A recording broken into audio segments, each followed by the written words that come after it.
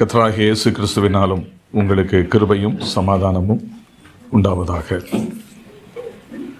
அன்றும் ஆண்டவர் பேசினார், இன்றைக்கும் ஆண்டவர் பேசிக் கொண்டிருக்கிறார் தம்முடைய வார்த்தைகளின் மூலமாக. ஆகவே ஆண்டவர் எழுதப்பட்ட இந்த வார்த்தைகளினூடாக நம்மோடு பேசும்படி, தம்முடைய சித்தத்தை நமக்கு வெளிப்படுத்தும்படி ஜப சிந்தனையோடு ஆண்டவருடைய சமூகத்திலே நாம் அமர்ந்திருப்போம். ஆண்டவர் நம்மோடு பேசுவாராக. பேதுருவினுடைய முதல் நிருபத்திலிருந்து 1ஆம் அதிகாரத்திலிருந்து நாம் தொடர்ந்து படித்து கொண்டு வருகிறோம். அதில் 8வது வசனம் வரை நாம் சிந்தித்தோம். 7வது வசனத்தை அதில் நான் சொல்லாமல் விட்ட ஒரு விஷயத்தை இந்த செய்தியிலே நான் முதலாவதாக உங்களுக்கு நினைப்பூட்டி விட்டு அடுத்த பகுதிக்கு செல்லும்படி விரும்புகிறேன். 6-7 வசனங்கள் பாருங்கள். இதிலே நீங்கள் மிகவும் சந்தோஷப்படுகிறீர்கள் என்றாலும் துன்பப்பட வேண்டியது அவசியமானதால் இப்பொழுது கொஞ்ச காலம் பலவிதமான சோதனைகளினாலே துக்கப்படுகிறீர்கள் அப்படின்னு சொல்றார். இதிலே நீங்கள் மிகவும் சந்தோஷப்படுகிறீர்கள், எதிலே அப்படிங்கிற ஒரு கேள்வி எழும்புது. அதற்கு பதில் முதல் வசனத்திலிருந்து 5வது வசனம் வரை இவர்களுக்கு என்ன எழுதியிருக்கிறாரோ அவர்களை பற்றி அவைகளை நினைப்பூட்டுகிறார். இதிலே நீங்கள் மிகவும் சந்தோஷப்படுகிறீர்கள். எதிலே? 1, நீங்கள் பிதாவாகிய தேவனுடைய முன்னறிவின்படி ஆவியானவரின் பரிசுத்தமாக்குதலினாலே கீழ்ப்படிதலுக்கும் இயேசு கிறிஸ்துவினுடைய ரத்தம் தெளிக்கப்படுதலுக்கும் தெரிந்து கொள்ளப்பட்டவர்கள். அடுத்து நீங்கள் பரதேசிகள். அப்புறம் 3வது, தேவன் தம்முடைய மிகுந்த இரக்கத்தின்படி, அவருடைய கிருபையினால் இரக்கத்தின்படி மறுபடியும் ஜெனிப்பிக்கப்பட்டவர்கள், ஜீவனுள்ள நம்பிக்கைக்கு சொந்தக்காரர்கள், அழியாததும் மாசற்றதும் வாடாததுமாகிய பரலோகத்தில் வைக்கப்பட்டிருக்கிற சுதந்திரத்தை அனுபவிக்க போகிறவர்கள். அவைகளை அனுபவிக்க போகிற உங்களுடைய சுதந்திரத்தை பரலோகத்தில் பாதுகாக்கிறார். உங்களையும் அவர் தம்முடைய பலத்தினாலே பாதுகாக்கிறார். இதெல்லாம் நினைக்கும் போது உங்களுக்கு எப்படி இருக்குது? சந்தோஷமா இருக்கு. அதை தான் சொல்ல வர்றார். இதிலே நீங்கள் மிகவும் சந்தோஷப்படுகிறீர்கள் என்றாலும், அந்த ஏதாவது ஒரு விஷயத்தை சொல்லிட்டு என்றாலும் இருந்தாலும் என்றாலும் அப்படின்னு சொன்னாலும், நம்ம நடைமுறை பாஷையில் சொல்லப்போனால் இருந்தாலும் அது அப்படி இருக்கக்கூடாது அப்படி சொல்லுவோங்களே, அது மாதிரி இருந்தாலும் ஆனாலும் அப்படின்னு சொல்கிறது மாதிரி அந்த வார்த்தை வந்துட்டாலே அடுத்து ஏதோ ஒன்று ஒரு சிக்கல் வரப்போகுது அப்படிங்கிறது மாதிரி நமக்கு ஒரு உணர்வை ஏற்படுத்துகிறது. இங்கே என்ன சொல்கிறாரு? இதெல்லாம் நீங்கள் மிகவும் சந்தோஷப்படுறீங்க. இதெல்லாம் கேட்கும்போது சந்தோஷம்தான். மறுபடியும் நம்ம ரட்சிக்கப்பட்டதை பற்றியும், நமக்கு கிடைச்சிருக்கிற ஜீவனுள்ள நம்பிக்கையை பற்றியும், தேவனால் நம்ம தெரிந்து கொள்ளப்பட்டிருக்கிறோம் அப்படிங்கிற அந்த விஷயத்தை பற்றியும், ஆவியானவரால் பரிசுத்தமாக்கப்பட்டவர்களாக இருக்கிறோங்கிற அந்த விஷயத்தை பற்றியும், அழியாததும் மாசற்றதும் வாடாததுமான சுதந்திரம் பரலோகத்தில் நமக்கு வைக்கப்பட்டிருக்குது அப்படிங்கிற அந்த விஷயத்தை பற்றியெல்லாம் நினைக்கும் போது ரொம்ப சந்தோஷமாக இருக்குது, மகிழ்ச்சியாக இருக்குது. ஆனால் என்ன பண்ணுறது? துன்பப்பட வேண்டியது அவசியம். அவசியம். கர்த்தருடைய ஆவியானவர் எழுதுறாரு, விசுவாசிகள் துன்பப்பட வேண்டியது அவசியம். ஆனா இன்னைக்கு இருக்கக்கூடிய செழிப்பு பிரசங்கிமார்கள் இதான் அப்படியே நேரம் மாத்தி, நீங்க துன்பப்பட வேண்டியது அவசியம் இல்லை, அவசியம் இல்லை. ராஜா வீட்டு பிள்ளைங்க, சில சபைகளுக்கு அப்படியெல்லாம் பேர் வச்சிருப்பாங்க, ராஜா வீட்டு பிள்ளைங்க. நம்ம அதுக்கு தகுந்தாற் போல வசதியா செல்வாக்கா இருக்கணும். நம்முடைய ஆண்டவர் தரித்திரர் கிடையாது, செல்வந்தர், ஐஸ்வர்யவான். நீங்க கஷ்டப்பட்டீங்கன்னா நீங்க யார் அல்ல? விசுவாசிகள் இல்லை. நீங்க விசுவாசிகளாக இருந்தா பாவத்திலிருந்து சாபத்திலிருந்து விடுவிக்கப்பட்டவங்க, வறுமை என்கிற சாபத்திலிருந்து விடுவிக்கப்பட்டவங்க. ஆகையினால நீங்க நல்லா செல்வ செழிப்பா இருக்கணும். அப்படிதான் பேசுவாங்க. கேட்கும்போது ரொம்ப கஷ்டமா இருக்கும். ஆனா ஐஸ்வர்யத்தை விரும்புறவங்களுக்கு அது இன்ட்ரெஸ்டா இருக்கும். ஆனா என்னன்னா, இதை போதிக்கிறவங்க நல்ல செல்வாக்குல கூடிக்கிட்டே போவாங்க.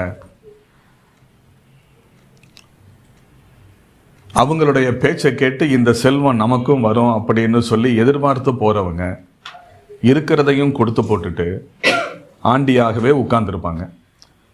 கொடுத்தே கடனுக்குள்ள உட்கார்ந்துருக்கிற ஏகப்பட்ட குடும்பங்கள் பட்டியல் போட்டு என்னால சொல்ல முடியும். இந்த வஞ்சகர்களுடைய பேச்சினால ஈர்க்கப்பட்டு பொய். இந்த செழிப்பு உபதேசம் சரிதானா அப்படிங்கிறத வேத வசனத்தின் அடிப்படையில் உரசி பார்த்தா அது மிகப்பெரிய தவறான போதனைங்கிறத ரொம்ப அழகாக நம்ம வெளிப்படுத்த முடியும். ஆனால் அதுக்கான சூழ்நிலை இப்போ இல்லை. உங்களுக்கு நான் இது சொல்லணுங்கிறது அவசியம் இல்லை இல்லையா? அந்த மாதிரி உள்ள ஆட்கள்கிட்ட பேசும்போது தான் அது சொல்ல முடியும். இருந்தாலும் நம்ம அந்த விஷயத்தை நீங்களும் தெரிஞ்சிருக்க வேண்டியதுன்னா கூட நம்ம வேற லைனில் போகிறது மாதிரி போயிடும். அதனால் நான் அதன் பக்கமாக போகலை. இங்கே என்ன சொல்கிறாரு? துன்பப்பட வேண்டியது அவசியமானதால். அப்போ ஆவியானவர் எப்படி எழுதியிருக்கிறார் பாருங்க. இதில் நீங்கள் மிகவும் சந்தோஷப்படுகிறீர்கள் என்றாலும் துன்பப்பட வேண்டியது வந்தாலும் வரலாம். அப்படியா சொல்லியிருக்கு? துன்பப்பட வேண்டியது அவசியமானதால். அப்ப என்ன யோசிக்க வேண்டியிருக்கு? ரட்சிக்கப்படுறது, ரட்சிக்கப்படுவது அவசியம். ரட்சிக்கப்படுவது அவசியமா இருக்கிறது மாதிரி ரட்சிக்கப்பட்டவர்கள் ஞானஸ்நானம் எடுக்கிறது அவசியமா இருக்கிறது மாதிரி ரட்சிக்கப்பட்டு ஞானஸ்நானம் எடுத்தவங்க சபை கூடி வருதல் அவசியமா இருக்கிறது மாதிரி பரிசுத்த வாழ்க்கை அவசியமா இருக்கிறது மாதிரி கர்த்தருக்கு ஊழியம் செய்யறது அவசியமா இருக்கிறது மாதிரி இதெல்லாம் ஆப்ஷனல் கிடையாது. இது என்னதுங்க? மஸ்ட், அவசியம், தேவை. இது போல கிறிஸ்தவ வாழ்க்கையில துன்பப்பட வேண்டியது அவசியம். அவசியம். ஏன் அவசியம் சொல்றேன் பாருங்க. தெசலோனிக்கேயருக்கு எழுதின நிருபம் 1 தெசலோனிக்கேயர் 3ஆம் அதிகாரம். 1 தெசலோனிக்கேயர் 3ஆம் அதிகாரம் முதல் வசனத்திலிருந்து வாசிக்கிறேன் பாருங்க. முதல் வசனத்திலிருந்து வேண்டாம், 3வது வசனத்தை பார்ப்போம். இப்படிப்பட்ட உபத்திரவங்களை சகிக்க நாம் நியமிக்கப்பட்டிருக்கிறோம் என்று நீங்கள் அறிந்திருக்கிறீர்களே. பாருங்க, இப்படிப்பட்ட தெசலோனிக்கே சபையில் உள்ள விசுவாசிகளுக்கு எழுதுறாரு, இப்படிப்பட்ட உபத்திரவங்களை சகிக்க நாம் நியமிக்கப்பட்டிருக்கிறோம். இப்படிப்பட்ட உபத்திரவம் அப்படின்னு சொன்னா அப்ப அவங்க ஏற்கனவே உபத்திரவங்களை அனுபவிச்சுக்கிட்டு இருக்கிறவங்கன்னு தெரியுது. இந்த தெசலோனிக்கே பட்டணம் அங்க எப்படி ஊழியம் நடந்தது, அங்கே எப்படி சபை உருவானது, அந்த சபை உருவாகும் போதே எந்தெந்த மாதிரி உள்ள பிரச்சனைகளை எல்லாம் அவங்க சந்திச்சாங்க அப்படிங்கிறதையெல்லாம் நீங்க பார்க்கணும். அப்படின்னா அப்போஸ்தல நடபடிகள் 17ஆம் அதிகாரம் முதல் 10 வசனங்களை வீட்டில் போய் படிச்சு பாருங்க. அப்போஸ்தல நடபடிகள் 17ஆம் அதிகாரம் முதல் 10 வசனங்கள் அதை வீட்டில் போய் படிச்சு பாருங்க. தெசலோனிக்கே பட்டணத்தை பற்றி, அங்கு நடைபெற்ற ஊழியங்களை பற்றி, சபை உருவான விதத்தை பற்றிய வரலாற்று விவரண குறிப்புகள் அதிலே வருவதை நீங்கள் பார்க்கலாம். அப்போ அந்த சபை உருவான போதே அவங்களுக்கு கஷ்டம் வந்துருச்சு, பாடுகள் வந்தது, துன்பங்கள் வந்தது, ரொம்ப கஷ்டப்பட்டாங்க அந்த விசுவாசிகள். ஆரம்பத்திலேயே வந்தா எப்படி இருக்கும் யோசித்து பாருங்க. ஆனாலும் உறுதியா நின்னாங்க. அதுக்கு தான் அவங்க பாடுபடக்கூடிய விசுவாசிகள்ங்கிறத தெரிஞ்ச பவுல் எழுதுறாரு, இப்படிப்பட்ட உபத்திரவங்களை சகிக்க நாம் நியமிக்கப்பட்டிருக்கிறோம் என்று நீங்களே அறிந்திருக்கிறீர்கள். இப்ப சொல்லுங்க, துன்பப்பட வேண்டியது அவசியமானதால் அப்படின்னு பேதுரு எழுதுறாருல, ஏன் அவசியமா? துன்பப்பட துன்பப்படுவதற்காக நாம் என்ன செய்யப்பட்டிருக்கிறோம்? நியமிக்கப்பட்டிருக்கிறோம். அப்புறம் இப்படி அநேக உபத்திரவங்கள் வழியாக நாம் தேவனுடைய ராஜ்யத்தில் பிரவேசிக்க வேண்டியவர்களாக இருக்கிறோம். அப்படித்தானே சொல்லுது அப்போஸ்தல நடபடிகள்ல. அப்போ உபத்திரவங்கள் வழியாக தேவனுடைய ராஜ்யத்தில் பிரவேசிக்க வேண்டும். ஆகவே துன்பப்பட வேண்டியது அவசியம். அந்த விசுவாசிகளுக்கு எழுதுறாரு. ஏன்னா அவங்க அப்படிப்பட்ட கஷ்டங்கள் நூடாக போய்கிட்டு இருந்தாங்கிறத நம்ம ஏற்கனவே நேற்று செய்தியில நம்ம சிந்திச்சோம். அதை சொல்லிட்டு துன்பப்பட வேண்டியது அவசியமானதால இப்ப பலவிதமான சோதனைகள்னால நீங்க என்ன செய்றீங்க? துக்கப்படுறீங்க அப்படின்னு சொன்னவர் 7வது வசனத்துல அதை ஒரு சின்ன உதாரணத்தின் மூலமா வெளிப்படுத்துறார். எப்படி? அழிந்து போகிற பொன் அக்கினியினாலே சோதிக்கப்படும். அதை பார்க்கிலும் அதிக விலையேறப்பெற்றதாய் இருக்கிற உங்கள் விசுவாசம் சோதிக்கப்பட்டு இயேசு கிறிஸ்து வெளிப்படும் போது உங்களுக்கு புகழ்ச்சியும் கனமும் மகிமையும் உண்டாக காணப்படும் அப்படிங்கிறார். அப்போ அவங்க அனுபவிச்ச அந்த துன்பங்களை, பாடுகளை, உபத்திரவங்களை எதுக்கு ஒப்பிட்டு சொல்றாருன்னா, அழிந்து போகிற பொன் அக்கினியினால் சோதிக்கப்படுவதை போல உங்களுடைய விலையேறப்பெற்ற அந்த விசுவாசம் சோதிக்கப்படுகிறது. இந்த வசனத்தை நினைக்கும் போது ஒரு சம்பவம் ஞாபகத்துக்கு வருது. என் வாழ்க்கையில் நடந்தது. எல்லாருக்கும் வாழ்க்கையில் பிரச்சனைகள் இருக்கு. நான் சொன்னது மாதிரி எல்லாருக்குமே வாழ்க்கையில் பிரச்சனைகள் இருக்கு, பாடுகள் இருக்கு. பாடுகளே இல்லாத பரிசுத்தவான்கள் இல்லை. நீங்க கடந்து போகிற பாதைகள் வித்தியாசமா இருக்கலாம், நான் கடந்து போகக்கூடிய பாதைகளும் பாடுகளும் அது வித்தியாசமா இருக்கலாம். ஆனா எல்லாருக்கும் வாழ்க்கையில் என்ன உண்டுங்க? பாடுகள் உண்டு. ஆனால் அது நடுவுலையும் ஆண்டவர் நம்ம நடத்திக்கிட்டு வர்றாரு. ஊழியத்தின் பாதையிலையும் பாடுகள் உண்டு. ஊழியக்காரங்களுக்கு என்ன, அவங்களுக்கு பிரச்சனையே இருக்காது, பாடுகளே இருக்காது அப்படின்னு நினைக்க முடியாது. அவங்களுக்கு அவங்க ஃபீல்டில் என்னென்ன பிரச்சனைகள் இருக்கோ அதெல்லாம் சந்திக்க வேண்டியது வரும். நான் அப்படி ஆரம்ப காலத்திலிருந்து சந்தித்து வந்தவன், சந்தித்து கொண்டு இருக்கிறவன் இப்பொழுதும். அப்போது ஒரு முறை ஊழியத்தின் அந்த பாதையில் ஒரு ஒரு ஒரு கஷ்டமான ஒரு சூழ்நிலைக்குள்ளாக கடந்து போன போது ரொம்ப சோர்வாகி போச்சு. சோர்வாகி அந்த வேதம் வாசிக்க, ஜெபிக்க, தியானிக்க அது கூட குறையக்கூடிய அளவுக்கு ஒரு விதமான மனசோர்வு.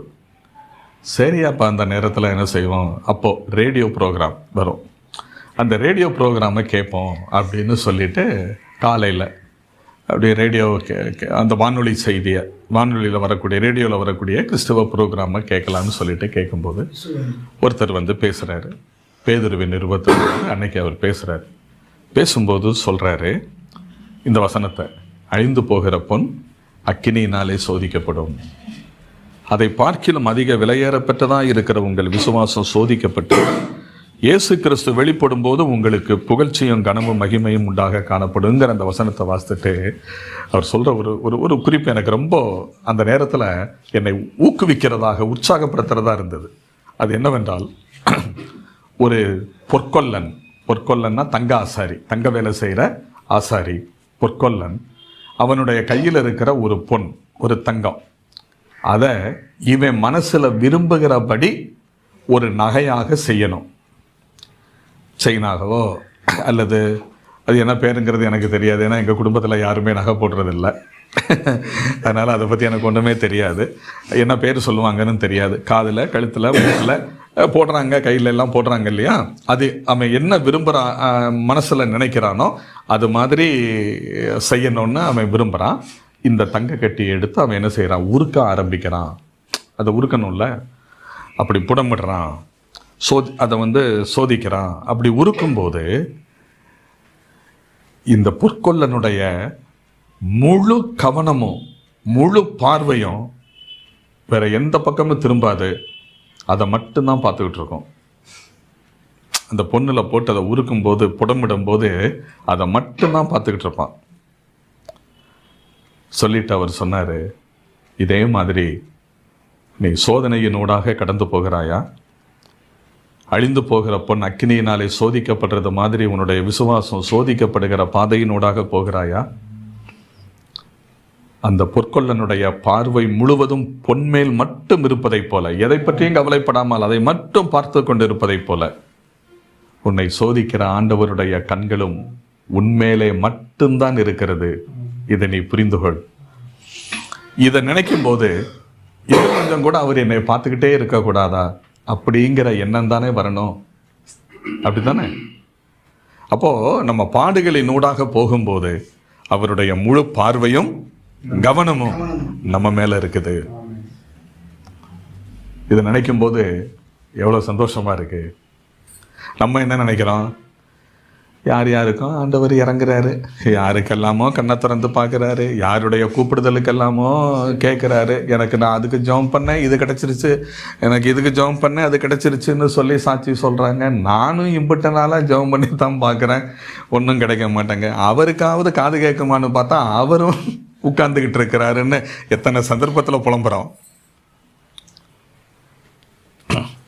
நம்ம கேட்குறதெல்லாம் உடனடியாக கொடுத்துட்டா நல்ல ஆண்டவர், இல்லைன்னா அவர் காதை அடைச்சிக்கிட்டு அப்படியே உட்கார்ந்துருக்கிறாருன்னு புலம்புறோம். இல்லை, அவர் அமைதியாக உட்கார்ந்துருக்கிறாருல, அதுவும் கூட பதில் தான். அதுவும் கூட பதில் தான். அதுவும் கூட பதில் தான். ஆண்டவருடைய பதில்கள் அப்படி வரும். ஒன்று 3 விதத்தில் வெளிப்படும் நம்முடைய ஜெபங்களுக்கு. ஒன்று உடனடியாக கேட்கப்படும், 2வது தாமதமாக கிடைக்கும், 3வது மௌனம், அமைதி, ஒன்றும் கிடைக்காது, அது ஒரு பதில். இந்த 3ஐயுமே நம்ம பார்க்கலாம் வேதத்தில். எலியா அக்கினி, வானத்திலிருந்து அக்கினி இறங்குறதுக்காக என்ன செய்தாரு? ஜெபம் பண்ணாரு. அது உடனடியாக கிடைச்ச பதிலா தாமதமாக கிடைச்சதா? உடனடியாக கிடைச்சது. அப்போ அதுக்கு ஒரு உதாரணம் ஆயிடுச்சா? உடனடியான பதில் கிடைக்குங்கிறதுக்கு. அடுத்து மழைக்காக ஜெபம் பண்ணார்ல, ஜெபம் பண்ணும்போது என்ன பண்ணாரு?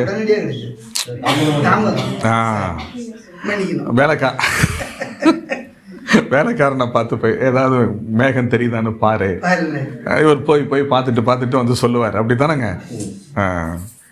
கடைசியில் உள்ளங்கை அளவு மேகம் தெரிஞ்சதாக வாசிக்கிறோம். அப்போ தாமதமான பதில். அதே எலியாவினுடைய வாழ்க்கையில் இன்னொரு பதில் அது சொல்றாரு. அந்த அம்மா சொல்லிட்டாங்க, யாரு? ஏசபேல். ஆமாம், அந்த அம்மா என்ன சொல்லிட்டாங்க? கொன்றுவேன், என்னுடைய தீர்க்கதரிசிகள்ல 450 பேரை என்ன செய்துட்டான்? கொண்டு போட்டான். அடுத்து தலையை கொய்கிறது யார? எலியாவை தான் அப்படின்னு திட்டமிட்டாங்க அந்த அம்மா. இது தெரிய வருது யாருக்கு? எலியாவுக்கு தெரிய வருது. பார்த்தாரு, வேற எந்த பெண்ணும் சபதம் எடுத்தா கூட எடுத்துட்டு ஒரு ஆத்திரத்தில் விட்டுடுவானுங்க. ஆனால் இந்த அம்மா என்ன செய்யாது? விடாது. ஏன்னா அது அப்படிப்பட்ட ஆளு தான். அதனால இந்த அம்மா கையினால நான் சாகிறத விட நீர் என்ன செய்யுங்க? எடுத்துக்கங்க, போதும் நான் வாழ்ந்தது போதும் அப்படின்னு சொன்னாரு. சொல்லிட்டு அப்படி தூங்கிட்டார். அவரை நினைக்கும் போதெல்லாம் எனக்கு நம்ம குடும்ப ஜெபம் பண்றது தான் ஞாபகத்துக்கு வரும். காலையில் இரவில் பிள்ளைங்களை எல்லாம் கூப்பிட்டு வச்சு எல்லாம் உட்காந்து ஜெபம் பண்ணுவோம். பிள்ளைங்களுக்கு எந்த விதத்தில் ஜெபம் பண்ணுறதை விட தலையை தரையில் வச்சுக்கிட்டு அப்படி குனிஞ்சு ஜெபம் பண்ணுறது தான் ரொம்ப பிடிக்கும். ஏன்னா தூங்குறதுக்கு அதுதான் நல்ல வசதி. நெடுமுழங்கல்ல நிற்க சொல்லுங்க, அவங்க குடும்ப ஜெபம் மேலேயே வெறுத்து போயிடுவாங்க. இது அவங்க காட்டுக்கு நல்லா தூங்குறதுக்கு வசதி. நம்ம அப்படியே ஜெபம் பண்ணி ஊரெல்லாம் எல்லாம் சொல்லி ஜெபம் பண்ணிட்டு வர்றதுக்கு முன்னாடி அவங்க தூங்கிடுவாங்க நல்லா. அதுலேயும் சில பேர் அப்படியே தட்டி எழுப்பினா, நான் ஜெபம் பண்ணிக்கிட்டு இருக்கேன் அப்படிம்பாங்க. ஆனால் ஜெபம் முடிஞ்ச 5 நிமிஷம் ஆகிருக்கும். இது மாதிரி எலியா ஜெபம் பண்ணாரு, தூங்கிட்டார். சுடுசெடிக்கில் தூங்கிட்டாரா இல்லையா? அப்போ அந்த இடத்துல அவர் ஜெபம் பண்ணாரு. அதுக்கு பதில் அவர் விரும்பினபடி வரல. அப்படித்தானே? அவர் அப்போ எடுத்துக்கணுங்கிறாரு. ஒருவேளை மரணத்தை உத்தேசித்தாரா அப்படிங்கிறது நமக்கு தெரியாது. அப்படிதான் நினைச்சிருப்பாரு, வேற வழி இல்லை. ஆனால் கர்த்தர் அவரை இவர் நினைக்கிறது மாதிரி இல்லை, வேறு விதத்தில் எடுத்துக்கொண்டாரு. இவர் நினைக்கிறபடி அல்ல, அவரது திட்டத்தின்படி எடுத்துக்கொண்டார். சில வேளைகளில் நம்முடைய ஜெபங்களுக்கும் வேண்டுதலுக்கும் நம்ம ஒன்று இப்படித்தான் நடக்கணும்னு நினச்சி ஜெபம் பண்ணிக்கிட்டு இருப்போம். ஆனால் ஆண்டவருடைய பதில் வேற விதத்தில் வரும். ஆனால் அதுவும் நம்முடைய நன்மைக்காகத்தான் இருக்கும். இந்த உணர்வு நமக்கு எப்போதும் இருக்க வேண்டியது அவசியம். அதனால நம்ம சோதிக்கப்படும் போது, பாடுகளினோடாக போகும்போது கலங்காதீங்க. எல்லாத்தையும் விட்டுட்டு அவர் உங்களை தான் பார்த்துக்கிட்டு இருக்கிறாருங்கிறத மட்டும் மனசில் வச்சுக்கோங்க. அப்படின்னா இன்னும் கொஞ்சம் கூட அவர் என்னையே பார்த்துக்கிட்டே இருக்கலாமே, அப்படி தானே தோணும். சரி, அடுத்ததாக பாருங்க. சொல்லிட்டு இப்போ அந்த பாடுகள் சகிக்கிறாங்களே, இதனுடைய விளைவு என்னவா? சோதனையினுடைய விளைவு, இயேசு கிறிஸ்து வெளிப்படும் போது உங்களுக்கு புகழ்ச்சியும் கனமும் மகிமையும் உண்டாக காணப்படும். அங்கேயும் கூட இந்த உபத்திரவங்கள்லாம் அனுபவிக்கணுங்கல்ல, இது கொஞ்ச காலம்தான். அதை ஏற்கனவே சொல்றாருல்ல, 6வது வசனத்தில் துன்பப்பட வேண்டியது அவசியமானதால் இப்பொழுது கொஞ்ச காலம், பலவிதமான சோதனால துக்கப்படுறீங்க, கொஞ்ச காலம்தான், 2027 ஆகும்போது எல்லாம் சரியாயிடும் அப்படிங்கிற மாதிரி ஏதாவது சொன்னாரா? சரிங்க, அந்த கொஞ்ச காலங்கிறாரு, அது என்னது? சாகிற வரைக்கும். பேதுரு சொல்ற அந்த கொஞ்ச காலங்கிறது சாகிற வரைக்கும். ஐயோ, சாகிற வரைக்கும் உள்ள காலம் வந்து கொஞ்ச காலமா? இது என்னையா கொடுமை? இப்ப கஷ்டப்படுறான், அடுத்த வருஷம் இல்லைன்னா அதுக்கு அடுத்த வருஷம் நமக்கு ஒரு நல்ல காலம் பிறக்கும்னு எதிர்பார்த்துக்கிட்டு இருந்தா, நீங்க கொஞ்ச காலம்னு அவர் சொல்றத நினைக்கும் போது, சரி அது இன்னும் கொஞ்ச நாளையில போயிடும், அடுத்து இதெல்லாம் நீங்க நல்லா இருப்போம்னு நினைச்சா, நீங்க என்ன அந்த கொஞ்ச காலங்கிறது சாகிற வரைக்கும்னு ஒரு பெரிய குண்டத்துக்கு போடுறீங்க அப்படின்னு தோணுதா? அதுதான் உண்மை, அதுதான் உண்மை. ஏன் அப்படி எப்படிங்க அதை கொஞ்ச காலம்னு சொல்ல முடியும்? சொல்றேன் அதற்கான காரணம் என்னென்ன. இப்போ இந்த சுவரில் வந்து, இந்த போர்டில் வந்து ஒரு கோடு போடுறேன். இது பெரிய கோடா சின்ன கோடான்னு கேட்டால் உங்களுக்கு பதில் சொல்ல முடியுமா? முடியாது. ஏன்?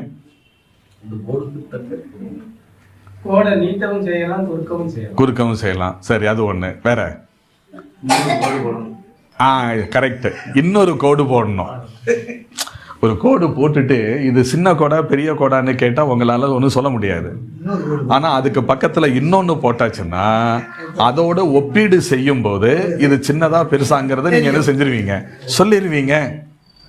அது மாதிரி இந்த பூமியில் நம்ம அனுபவிக்கிற பாடுகள், கஷ்டங்களை நம்ம எதோட ஒப்பிடணும் அப்படின்னு சொன்னால், நித்தியத்தில் வெளிப்பட போகிற மகிமையோடு ஒப்பிட்டு பார்க்கணும். அதை ஒப்பிட்டு பார்த்தா இது வந்து நமக்கு ஒன்றுமே கிடையாது, ஒன்றும் கிடையாது, கொஞ்ச காலம். அப்போ அதனால தான் அப்போஸ்தலனாகிய பவுல் சொல்வார், இந்த உபத்திரவம் எப்படிப்பட்டதான்? இன்னொரு வார்த்தையும் வருமே, அது சீக்கிரத்தில் நீங்கிவிடக்கூடிய லேசான உபத்திரவம். இதை மையமா வச்சுதானே ஒரு பாட்டு கூட இருக்குமே, இந்த லேசான உபத்திரவம். பாருங்க, லேசான உபத்திரவமா, அதுவும் என்ன செஞ்சிருமா? அது சீக்கிரத்துல போயிடும். சொல்றத பார்த்தா இது நாளை கழிச்சு நீங்கிரும் போல நமக்கு தோணும். ஆனா அதனுடைய எண்டு எதுங்க? நம்முடைய பூமியில வாழ்ற வரைக்கும். அதுக்கு முடிவுக்கு வர்றது மரணமாக இருக்கலாம், அல்லது நம்முடைய கர்த்தராகிய இயேசு கிறிஸ்துவினுடைய வருகையாக இருக்கலாம்.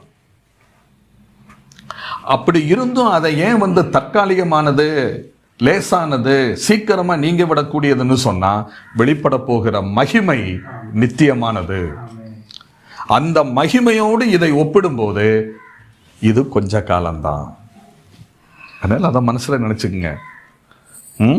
அப்படி அந்த கொஞ்ச காலம் அனுபவிக்கிற பாடுகள் இயேசு கிறிஸ்து வெளிப்படும் போது உங்களுக்கு புகழ்ச்சியும் கனமும் மகிமையும் உண்டாக காணப்படும் அப்படின்னு சொல்லிட்டு 8வது வசனத்துல அந்த பாடுகள் சகிக்க அவர்களை ஊக்குவிக்கிற உந்து சக்தி என்ன அப்படிங்கிறத சொல்றாரு. அதை நம்ம ஏற்கனவே சிந்திச்சோம். 8ஆம் வசனத்துல அவர் மேல் வைத்திருக்கிற அன்பும், அதுபோல அவர் மேல் வைத்திருக்கிற விசுவாசமும் சந்தோஷமாய் இந்த பாடுகளை சகிக்க தூண்டுகிறது. சரி, 9ஆம் வசனத்தில் என்ன சொல்றாரு? உங்கள் விசுவாசத்தின் பலனாகிய ஆத்தும ரட்சிப்பை அடைகிறீர்கள். இந்த அனுபவங்கள்லாம் நீங்க கடந்து போகும்போது உங்களுடைய ஆத்துமா என்ன செய்கிறது? ரட்சிக்கப்பட்டு கொண்டிருக்கிறது. ஆத்தும ரட்சிப்பு. ரட்சிப்பை பற்றியே நிறையா படிக்கணுங்க, இன்ட்ரெஸ்டாக இருக்கும் படிக்கும்போது. நம்ம நீங்கள் ரட்சிக்கப்படணும், புரியுதா அப்படிங்கிறோம். நான் ரட்சிக்கப்பட்டேன் அப்படின்னு சொல்கிறோம். ரட்சிக்கப்பட்டிருப்பா, ரட்சிக்கப்பட்டிருங்கம்மா அப்படின்னு சாதாரணமாக சொல்கிறோம். ஆனால் அதை மட்டும் எடுத்து நம்ம ஒரு 6 மாதம் உட்காந்து படித்தோம்னா, அடேங்கப்பா அது எவ்வளோ பெரிய விஷயம், அதில் என்னெல்லாம் மகிமையான அனுபவங்கள் அடங்கி இருக்குங்கிறத நினைக்கும் போது நம்மளே மெய்சில் எடுத்து போயிடுவோம். சரி, அப்போது நம்ம ரட்சிக்கப்பட்டோம் ஆவியில், அனுதின வாழ்வில் ரட்சிக்கப்பட்டு கொண்டே இருக்கிறோம் ஆத்மாவில். இனி ஒரு நாளில் நம்ம என்ன செய்வோம்? ரட்சிக்கப்படுவோம் நம்முடைய சரீரத்தில். முக்கால ரட்சிப்பு. இங்கே இந்த இடத்துல உங்கள் விசுவாசத்தின் பலனாகிய ஆத்தும ரட்சிப்பை அடைந்தீர்கள் அப்படி சொல்லல, அடைகிறீர்கள் நிகழ்காலத்தில் சொல்றாரு. இந்த ரட்சிப்பு கர்த்தர் செய்யக்கூடியதல்ல. கர்த்தருடைய உதவியை கொண்டு, அவர் நமக்கு தந்திருக்கிற ஏதுக்களை கொண்டு இந்த ரட்சிப்பு நாம் பிரயாசப்பட வேண்டியது. ஆவியின் ரட்சிப்பு, கடைசியாக நடக்க போகிற சரீர ரட்சிப்பு, சரீர மீட்பு. ஆண்டவருடைய வருகையில் சரீரம் மறுரூபமாக்கப்பட்டு எடுத்துக்கொள்ளப்படும் இல்லையா, அது. இது ரெண்டுக்கு நம்ம எதுவும் செய்ய வேண்டாம். அவரை விசுவாசித்தோம், ஏற்றுக்கொண்டோம், அவருடைய பிள்ளைகளாக மாறிட்டோம். ஆவிய ரட்சிப்பு நடந்து முடிஞ்சது, சரீர ரட்சிப்பு நடக்க போகுது. அது நமக்கு தருவேங்கிறதுக்காக, உறுதிப்பாட்டுக்காக ஆண்டவர் என்ன செய்திருக்கிறார்? பரிசுத்த ஆவியை முத்திரையாக கொடுத்து அந்த நாளுக்காக நம்மளை தயார்படுத்தி வச்சிருக்கிறார். அது நமக்கு நிச்சயமாக நடக்கும், அதில் எந்த சந்தேகமும் இல்லை. ஆனால் ஆத்தும ரட்சிப்பு என்பது அவர் செய்ய மாட்டார், நம்முடைய பிரயாசம். அதனால தான் பிலிப்பியர் நிருபத்தில் பவுல் எழுதுகிறாரு, பிலிப்பியர் 2:12, உங்கள் ரட்சிப்பு நிறைவேற பிரயாசப்படுங்கள். பிரயாசப்படுங்கள். நம்ம ரட்சிக்கப்படுறதுக்கு பிரயாசப்படணுமா? அது வேண்டாம், அது வேண்டாம். ஏன்னா அது கிருபையினால் நமக்கு கிடைக்கக்கூடியது. ஆனால் இந்த ரட்சிப்பு நாம் பிரயாசப்படணும். அப்படி அந்த ஆத்தும ரட்சிப்பை நாம் அடையும். இதனுடைய உச்சம் என்னவென்று கேட்டால், கிறிஸ்துவின் நியாயாசனத்திற்கு முன்பாக நிற்கும்போது நாம் அனுபவித்த பாடுகளுக்கான வெகுமதிகளை பெறுவோம். சரி, இதை சொல்லிட்டு 10வது வசனத்திலிருந்து 12ஆம் வசனம் வரைக்கும் பாருங்க. உங்களுக்கு உண்டான கிருபையை குறித்து தீர்க்கதரிசனம் சொன்ன தீர்க்கதரிசிகள் இந்த ரட்சிப்பை குறித்து கருத்தாய் ஆராய்ந்து பரிசோதனை பண்ணினார்கள். தங்களில் உள்ள கிறிஸ்துவின் ஆவியானவர் கிறிஸ்துவுக்கு உண்டாகும் பாடுகளையும் அவைகளுக்கு பின்வரும் மகிமைகளையும் முன்னறிவித்த போது இன்ன காலத்தை குறித்தார் என்பதையும் அந்த காலத்தின் விசேஷம் இன்னதென்பதையும் ஆராய்ந்தார்கள். தங்கள் நிமித்தம் அல்ல, நமது நிமித்தமே இவைகளை தெரிவித்தார்கள் என்று அவர்களுக்கு வெளியாக்கப்பட்டது. பரலோகத்திலிருந்து அனுப்பப்பட்ட பரிசுத்த ஆவியினாலே உங்களுக்கு சுவிசேஷத்தை பிரசங்கித்தவர்களை கொண்டு இவைகள் இப்பொழுது உங்களுக்கு அறிவிக்கப்பட்டு வருகிறது. இவைகளை உற்று பார்க்க தேவதூதரும் ஆசையாயிருக்கிறார்கள். பேதுரு எப்படி எழுதுறாரு பாருங்க. ஆச்சரியமா இருக்கு. கர்த்தர் ஒரு மனுஷனை பயன்படுத்துறான்னா அவரை எப்படிப்பட்ட கருத்துக்களை எழுதுறதுக்கு அவனுக்கு தேவையான கிருபைகளை கொடுக்கிறாருங்கிறத இந்த நிருபத்தை வாசிக்கும் போதே நமக்கு தெரியும். இவ்வளவு விஷயங்களும் சிந்தனைகளும் நம்ம பேதரையாவுடைய மனசுல நிறைஞ்சிருக்குதான்னு நினைக்கும் போது நமக்கே அப்படியே ஆச்சரியமா இருக்குல்ல. எப்படி எழுதுறாரு பாருங்க. அதில் அவர் சொல்றாரு, கொஞ்சம் நீங்க யோசித்து பாருங்க. ரட்சிப்பு முக்கால ரட்சிப்புன்னு சொல்றேன்ல, 3 கால ரட்சிப்பு. ரட்சிக்கப்பட்டோம், ரட்சிக்கப்பட்டு கொண்டிருக்கிறோம், ரட்சிக்கப்படுவோம். ரட்சிக்கப்பட்டோம் பாவத்தின் தண்டனையிலிருந்து, ரட்சிக்கப்பட்டோம் பாவத்தின் வலிமையிலிருந்து, ரட்சிக்கப்படுவோம் பாவ சூழ்நிலையிலிருந்து. அதையே இன்னொரு விதத்தில் சொல்ல போனால், ரட்சிக்கப்பட்டோம் ஆவியில், ரட்சிக்கப்பட்டு கொண்டிருக்கிறோம் ஆத்துமாவில், இனி ஒரு நாளிலே ரட்சிக்கப்படுவோம் சரீரத்தில். அப்போ முக்கால ரட்சிப்பு. ஆனால் இதில் பேதுரு என்ன பண்ணுறாரு? இந்த வரிசையை அப்படியே மாற்றிடுறார். இறந்த கால ரட்சிப்பு, நிகழ்கால ரட்சிப்பு, வருங்கால ரட்சிப்பு, அதானே கரெக்டாக வரணும். ஆனால் பேதுரு என்ன பண்ணுறாரு? வருங்கால ரட்சிப்பை முதலாவது கொண்டு வந்துடுறார், நிகழ்கால ரட்சிப்பை 2வது கொண்டு வந்துடுறார். எப்போதும் வர்றது மாதிரி. அந்த கடந்த கால ரட்சிப்பை என்ன செய்யறாரு? பின்னாடி கடைசியில் கொண்டு வர்றார். அந்த எதிர்கால ரட்சிப்பை பற்றி, ரட்சிக்கப்படுவோம் எதிர்காலம் இருக்கிறது அல்லவா, அதை பற்றி சொல்லுகிறது தான் 3 to 5 வரை உள்ள வசனங்கள். 6 to 9 வரைக்கும் நிகழ்காலத்தை பற்றி பேசுகிறார். நீங்கள் அந்த 6 பார்த்தாலே தெரியும். இதில் நீங்கள் மிகவும் சந்தோஷப்படுகிறீர்கள் என்றாலும் துன்பப்பட வேண்டியது அவசியமானதால் இப்பொழுது ப்ரெசன்ட் பீரியடுக்கு வந்துட்டார். நிகழ்காலத்துக்கு வந்துட்டார். அந்த அனுபவத்தை நம்ம பார்க்குறோம். 10 to 12 வரை உள்ள வசனங்களில் இந்த ரட்சிப்பினுடைய கடந்த காலத்தை பற்றி சொல்கிறார். என்ன சொல்கிறார்? அதில் 3 விஷயங்களை பேதுரு சொல்கிறார் பாருங்க. உங்களுக்கு உண்டான கிருபையை குறித்து தீர்க்க தரிசனம் சொன்ன தீர்க்கதரிசிகள் அப்படின்னு சொன்னால், அந்த இடத்துல கிருபை அப்படிங்கிறது ரட்சிப்பு அப்படின்னு நீங்கள் பொருள் எடுக்கணும். இப்போ நீங்கள் ரட்சிக்கப்பட்டிருக்கீங்களே, இதை பற்றி தீர்க்க தரிசனம், அது கிருபையால் தான், அதனால தான் கிருபைங்கிற வார்த்தையும் பயன்படுத்தப்பட்டிருக்கு. சொன்ன தீர்க்கதரிசிகள் இந்த ரட்சிப்பை குறித்து கருத்தாய் ஆராய்ந்து பரிசோதனை பண்ணினார்கள். அடுத்து, தங்களில் உள்ள கிறிஸ்துவின் ஆவியானவர் கிறிஸ்துவுக்கு உண்டாகும் பாடுகளையும் அவைகளுக்கு பின்வரும் மகிமைகளையும் முன்னறிவித்த போது. அப்ப இந்த ரட்சிப்பு எப்படிப்பட்ட ரட்சிப்பாம்? முன்னறிவிக்கப்பட்ட ரட்சிப்பு. முன்னறிவிக்கப்பட்ட ரட்சிப்பு. 2வது, இன்ன காலத்தை குறித்தார் என்பதையும் அந்த காலத்தின் விசேஷம் இன்னதென்பதையும் ஆராய்ந்தார்கள். அதையே 10வது வசனத்தோடு சேர்க்கும் போது இந்த ரட்சிப்பை குறித்து கருத்தாய் ஆராய்ந்து பரிசோதனை பண்ணினார்கள். அப்ப அர்த்தம் என்ன? இப்பொழுது நாம் பெற்று அனுபவித்துக் கொண்டு வருகிற இந்த ரட்சிப்பை குறித்து பழைய ஏற்பாட்டு கால பரிசுத்தவான்கள், பழைய ஏற்பாட்டு கால தீர்க்கதரிசிகள் என்ன செய்தார்களாம்? முன்னறிவித்தார்களாம். முன்னறிவித்ததோடு மட்டும் நிற்காமல் இந்த ரட்சிப்பை குறித்து அவர்கள் கருத்தாய் ஆராய்ந்து பரிசோதனை செய்தார்களாம். 12ஆம் வசனம்,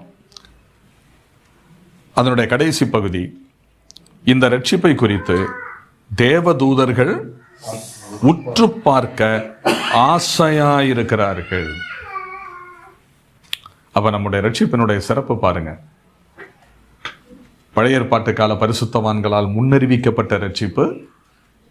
2, அவர்களால் கருத்தாய் ஆராயப்பட்ட ரட்சிப்பு. 3, தேவதூதர்கள் உற்று பார்க்க ஆசைப்படுகிற ரட்சிப்பு. இவ்வளவு பெரிய ரட்சிப்பின் சாக்கியத்தை நீங்க என்ன செஞ்சிருக்கீங்க? பெற்றிருக்கிறீங்க அப்படின்னு சொல்லி அந்த பகுதி, அந்த விஷயத்தோட, அந்த 12ஆம் வசனத்தோட அந்த விஷயத்தை நிறுத்திட்டு 13ஆம் வசனம் வரும்போது ஆகையால் அப்படின்னு ஆரம்பிக்கிறார். அப்போ இந்த முதல் 12 வசனங்கள்ல சொல்லி இருக்கிற விஷயத்தை அடிப்படையா வச்சு வேறு எதையோ சிலவற்றை அவர் என்ன செய்ய போறாரு? சொல்ல போறாருன்னு அர்த்தம். 12 வசனங்கள்ல ஒரு விஷயங்களை சொல்லிட்டு அதை மையமா வச்சுக்கிட்டு வேற என்னவோ சொல்ல போறாரு. அதனாலதான் ஆகையால் அப்படிங்கிற அந்த ஒரு கொக்கிய ஒண்ணு போட்டு விடுறாரு. ஆகையால் இல்ல, நீங்க கவனிச்சு பார்த்தீங்கன்னா தெரியும், இந்த முதல் 12 வசனங்கள்ல நீங்க இப்படி செய்யுங்க, நீங்க இப்படி நடந்துக்கங்க, நீங்க இப்படியெல்லாம் இருக்கணும், நீங்க இப்படித்தான் பேசணும், அந்த மாதிரி கட்டளையாக ஏவல் சொல்லாக வரக்கூடிய எதையும் நம்ம இங்க பார்க்க முடியாது. இது வரைக்கும் பார்த்ததுல பாருங்க, வராது. அதுக்கு பதிலாக நீங்க இப்படி இருக்கீங்க, உங்களுக்கு இது கிடைச்சிருக்குது, நீங்க இப்படிப்பட்டவங்களா இருந்தீங்க, ஆனா இப்படி இருக்கிறீங்க அப்படின்னு சொல்லி ஸ்டேட்மெண்டாக தான் அதெல்லாம் சொல்லிகிட்டே வர்றாரு. நம்ம கிறிஸ்துவுக்குள்ள இப்போ யாராக இருக்கிறோம், என்னவா இருக்கிறோம், நமக்கு என்னவெல்லாம் கிடைச்சிருக்கு அப்படிங்கிறத சொல்லிட்டு வர்றாரு. ஆனால் 13ஆம் வசனத்திலிருந்து வாசிக்கும் போது கட்டளையாக வரும். நீங்கள் அப்படி செய்யணும், நீங்கள் இப்படி இருக்கணும், நீங்கள் இப்படி நடந்துக்கணும்.